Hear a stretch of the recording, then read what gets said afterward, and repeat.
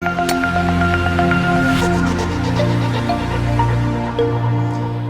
somebody who's been connected to the retail industry for my entire career, it is an honor and a privilege to be here today with the students who are the future of this industry and with so many industry leaders.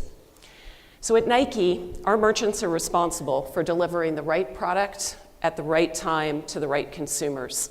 And that's always been the formula for a successful merchant. But in this digitally driven age, delivering that product requires us to create a more personal relationship with our consumers so that we can drive growth in an increasingly complicated digital and physical landscape. Nike was founded in 1972 to serve athletes, and we've been setting the industry pace ever since. As you saw from that video, we have an amazing stable of athletes and assets that we get to work with. And so while I'm here to talk to you today about how we want to serve consumers personally now, I want to tell you a little bit about how Nike first started serving those consumers. How many of you have read Phil Knight's book, Shoe Dog? Okay, so a few of you in the room will be familiar with this story. It's part of our company history, and it's something that we refer to a lot. So in the beginning, Nike engaged with consumers by selling shoes out of the back of an old VW bus. Our teams would drive to track meets across the country to fit and test footwear on athletes. And they'd follow up that fit session or that selling session with a handwritten note from the people who did that fit testing. So the personal connections that they were creating allowed us to receive feedback on what was working with that product. And it also created a sense where the athletes could be heard. So it turned that moment that could have been just a connection, or it could have been just a transaction, into a moment of consumer loyalty. And it made those athletes feel heard. So we understand that connection is a little bit easier to build when you're just selling one or two running models and you're just dealing with elite athletes. Our business has changed and it's gotten a little bit more complicated over the ensuing years. So both our company and our consumers have changed a lot since those days of serving the consumer out of the back of a van. But what's really interesting is the fact that we've come full circle.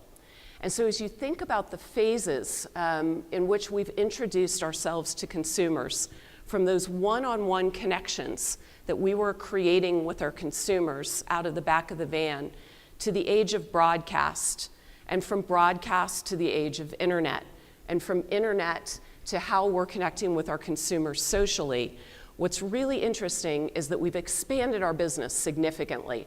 We're reaching an incredible scope of consumers through our footwear, our apparel, and our equipment offers, through the multiple categories of sport that we're doing business in, and we're doing business in 160 countries worldwide. And while we are an incredibly consumer-centric organization, one of the most consumer-centric organizations out there, we are literally focused constantly on what our consumers can tell us. That dialogue is largely a one-way dialogue rather than a two-way dialogue. And so as we think about how we want to return to our roots and build and foster those one-on-one consumer relationships, what's going to make the difference for us is going to be data. And data where we're going to be able to create a two-way dialogue with our consumers so that we can serve them in a more personalized way. And we refer to that, as you see, as the logged-in state, connecting with our consumers one-on-one, but doing that at scale. So an interesting fact is that Nike has over 600 million unique interactions with consumers every year. And imagine what would happen if we could turn those 600 million unique interactions into logged-in experiences that could provide us with the understanding of the unique needs of those consumers. But what we know and what we've been hearing over the past day or so is that if those consumers are going to give us that information, they are going to expect something in return. They're going to expect that the product and the experiences and the services that we're providing them are going to be more personal. That data that they're going to willingly share with us is going to help us to understand what they like, what they don't like, and what they're coming back to shop for from us again and again. And that information is going to get us after our goal of serving our consumers personally. So in this logged-in era, what we've found is that our consumer expectations have shifted, and we face a new type of competition. And I want to talk to you about both of those things, but we'll start with what's most important, which is with our consumer. And so what we're talking about here is digitally native consumers. And those digitally native consumers are otherwise known as Gen Z consumers. So those of you students in the room are absolutely our target audience. And so as we're thinking about what our Gen Z consumers expect, our Gen Z consumers expect easy and entertaining commerce through a connected and seamless online to offline experience. They're going to expect fast and responsive incorporation of their feedback. And what we know is that the majority of our consumers expect brands to be attentive and expect brands to be responsive to what they need. And then finally, they want to share this data. And I have been amazed at the data that they're willing to share with us. But they want to share it with us in return for one-to-one personalization. So again, if they're going to provide us with that data, they want us to remember them in order that we can better serve them. And when it comes to our competition, this is also an interesting one. So we as a brand and retailers have traditionally measured success based on share of consumer wallet.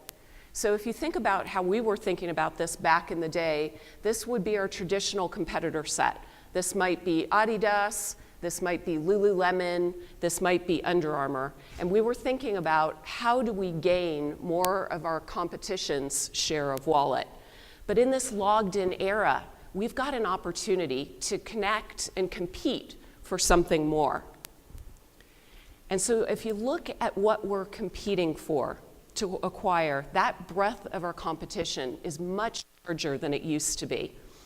And our competitors, which can also sometimes be our critical partners, if they gather more data than we do, if they get to know our consumer better than we do, that means that they could offer the product and the experiences that directly compete with our brand. And so in order for us to serve our consumers best, we want to build better relationships with our consumers than anyone else. And we know that we've got to retain our ability to reach out and engage with those consumers directly without having to rely on intermediaries to give us the information about what those consumers want and what products are going to serve them best. So we know that our consumer expectations are high and they're going to continue to grow. And so in order to truly serve those consumers better, we're going to have to know them better. And we're going to have to move past a traditional connection point or past what we'd always thought of as most important was that transaction. We need to build a relationship with our consumers.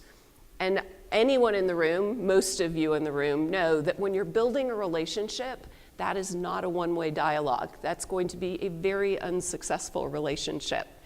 So that's about a two-way dialogue. That's about connecting back with our consumers to understand what they want, to hear what they're thinking about, and to serve them in a much more personal way. We want to know them better so that we are able to serve them better.